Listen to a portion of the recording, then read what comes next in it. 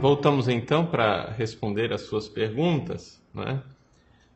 Inicio com a pergunta do Lucas Santos. Ele diz assim: hoje usa-se cada vez menos roupa e logo o topless será visto com naturalidade. Já não passamos do limite há muito tempo.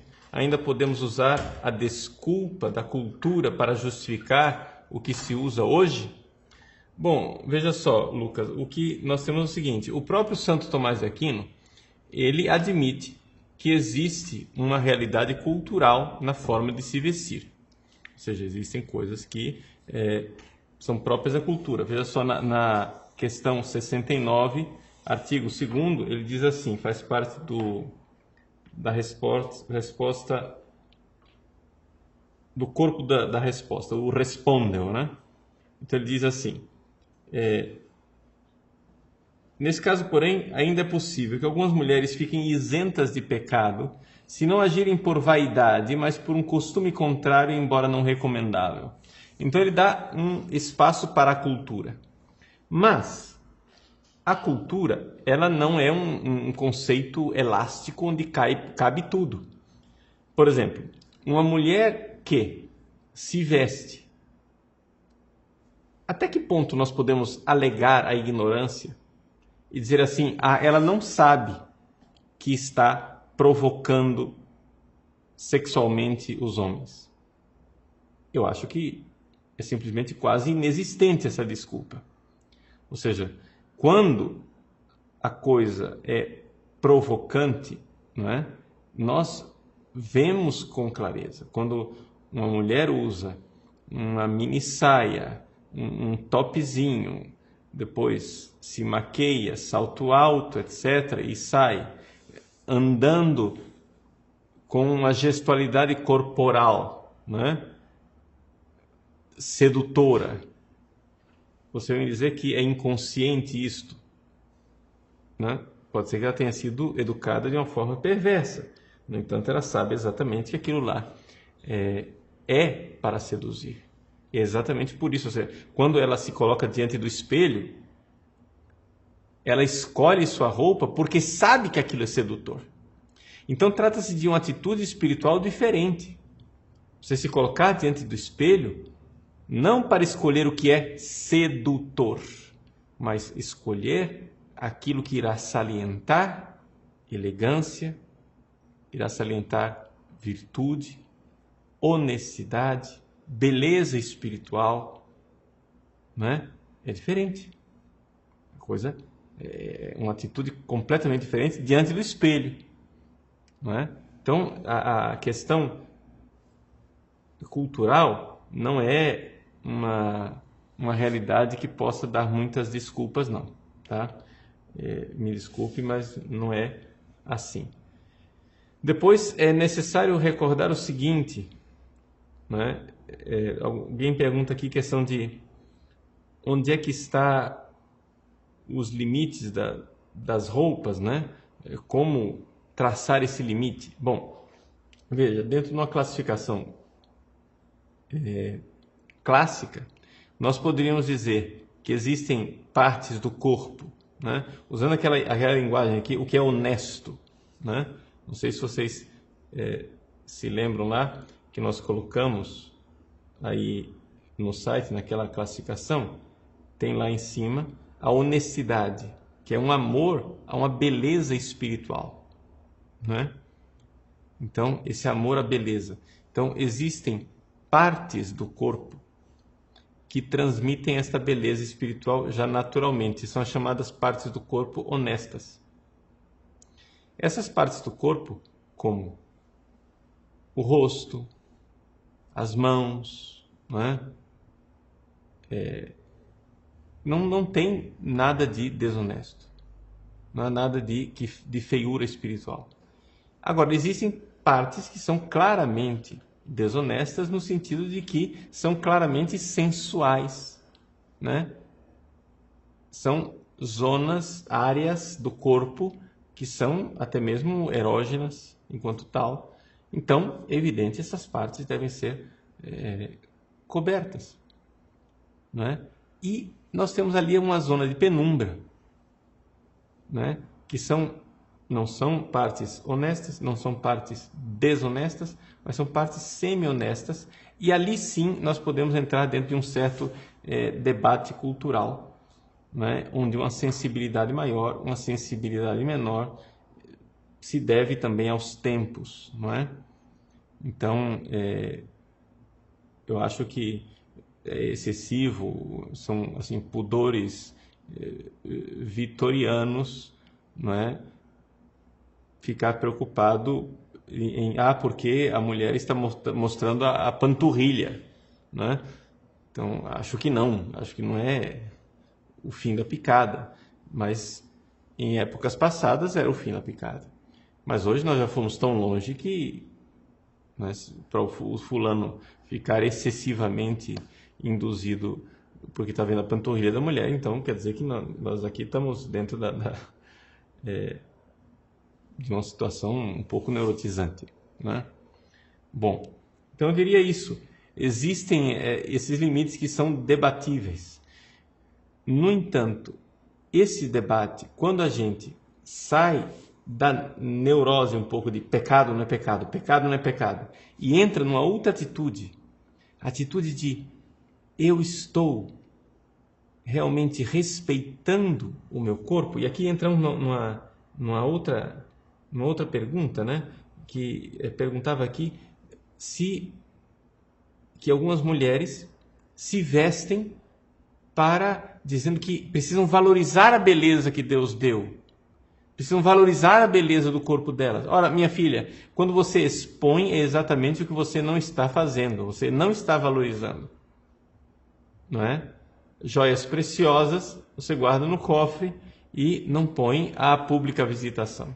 Aquilo que é vulgar, você abre, todo mundo vê, todo mundo mexe, todo mundo está lá. Pronto. Mas aquilo que é precioso, todo mundo guarda. Então, aqui é que está a coisa. Existe uma certa autodestruição, né, desse tipo de pensamento, em que a mulher, querendo se valorizar, na verdade se torna objeto de consumo, descartável. Vamos lembrar que com o pecado original existe essa tendência de transformar a mulher em objeto, em coisa.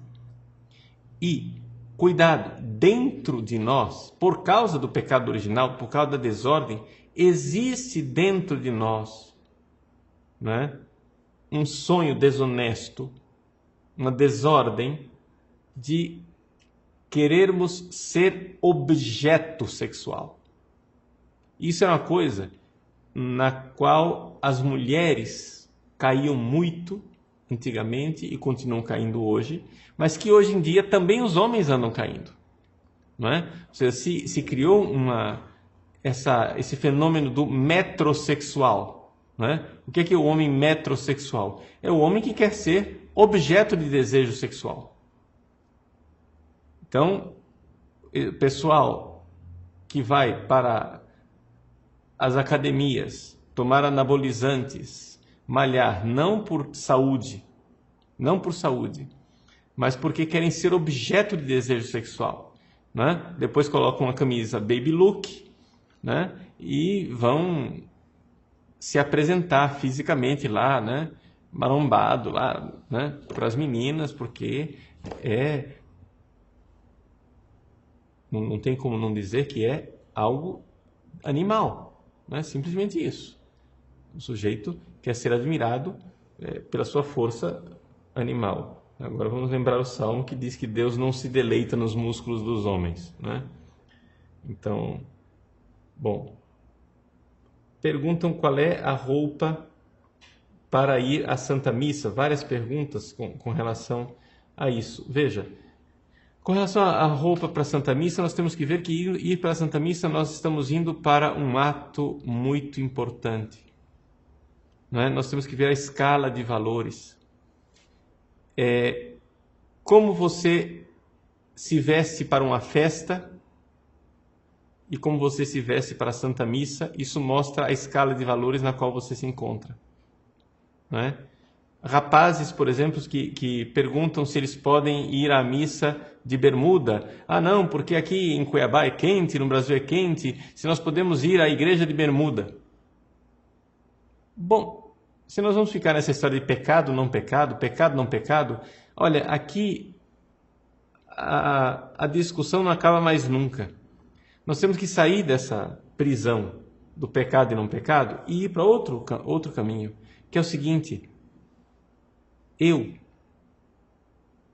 na minha escala de valores, o que é a missa? Quando eu me visto para uma festa, não é? E não me visto para a missa, o que é a missa para mim? Esse é o grande problema. Não é? Então não é questão de pecado ou não pecado, mas é questão de onde está o seu amor. Quando você se veste para alguém ou para alguma ocasião. Se você se veste para a sociedade, por que não se veste para Deus? A gente tinha até aquela expressãozinha caipira, né? Bonita, quando você tem a sua melhor roupa do armário. Qual que é? Ah, eu vou vestir a minha melhor roupa. Que roupa que você vai vestir? Eu vou pôr minha roupinha de ver Deus. Né? Roupinha de ver Deus. Roupinha de ver Deus quer dizer o seguinte: é a roupa que eu vou para a missa. Essa é a minha melhor roupa. Então, eu vou.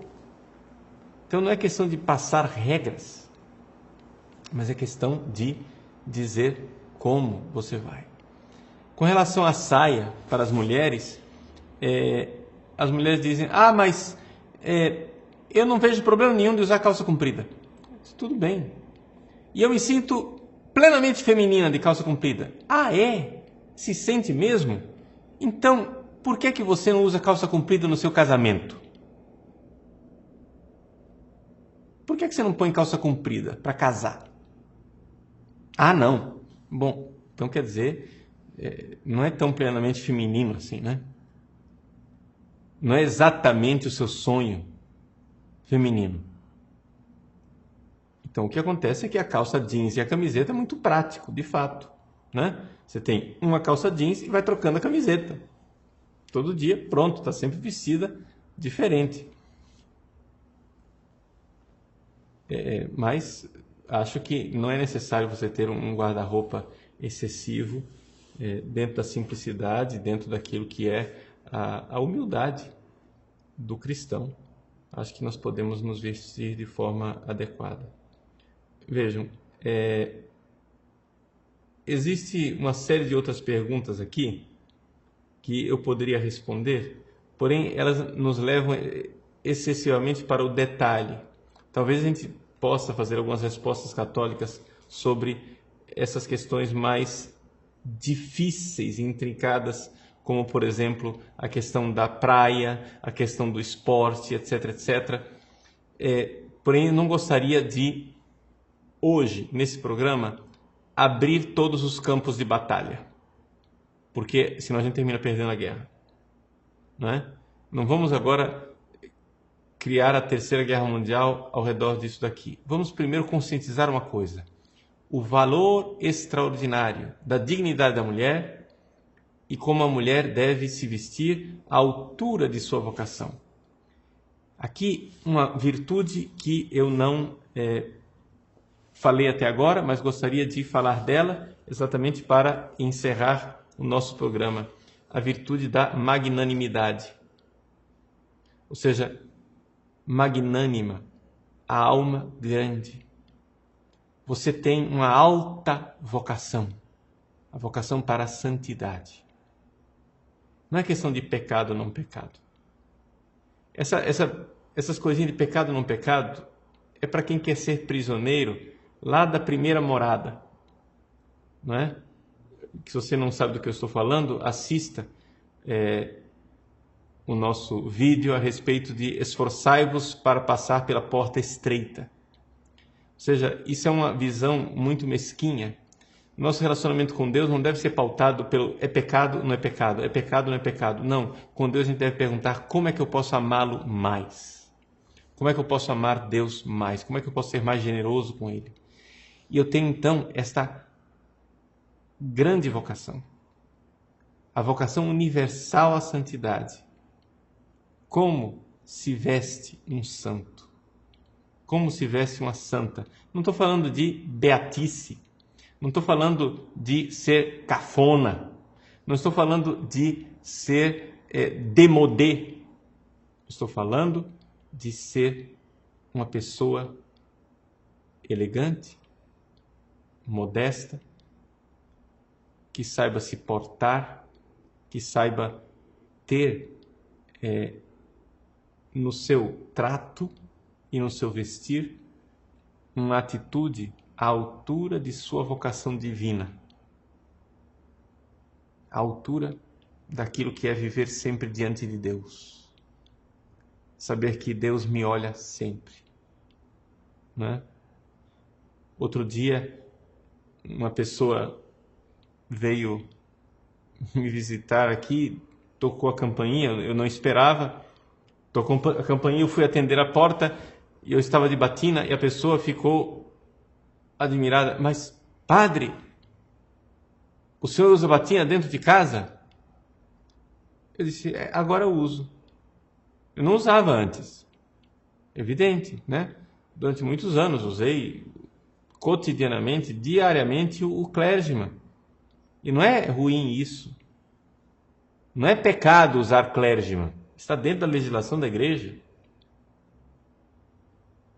Mas a generosidade e a reflexão sobre a grandeza da minha vocação me levou a dizer, puxa vida, se os antigos padres daqui de Cuiabá, com todo o calor de Cuiabá, usavam batina o tempo todo, eles não tinham nem ventilador nem ar-condicionado, por que eu não posso ser generoso com Deus e me vestir à altura da minha vocação? Então, é uma questão, não é questão de é pecado, não é pecado, é questão de eu estou obrigando as pessoas a usar batina. Não estou obrigando ninguém. Não estou obrigando ninguém. Quem sou eu para obrigar? E nem estou me obrigando. Mas a gente pode sair desse moralismo, né, tacanha, desse cristianismo de salário mínimo, onde eu posso, de forma mais generosa, viver essa virtude da magnanimidade, ter uma alma grande e saber a grandeza de nossa vocação. Tá bom? Deus abençoe você pela intercessão de Nossa Senhora. Peçamos à Virgem Maria, mulher digníssima, modesta, nossa mãe, que toque nos nossos corações e nos ensine também essa virtude tão necessária de moderar, né, nossa forma de vestir e de agir. Ave Maria, gratia plena Dominus tecum, benedicta tui mulieribus et benedictus fructus ventris tui, Iesus. Sancta Maria Mater Dei, ora pro nobis peccatoribus nunc et in hora mortis nostrae. Amen. Benedicat vos omnipotens Deus, Pater et Filius et Spiritus Sanctus. Amen.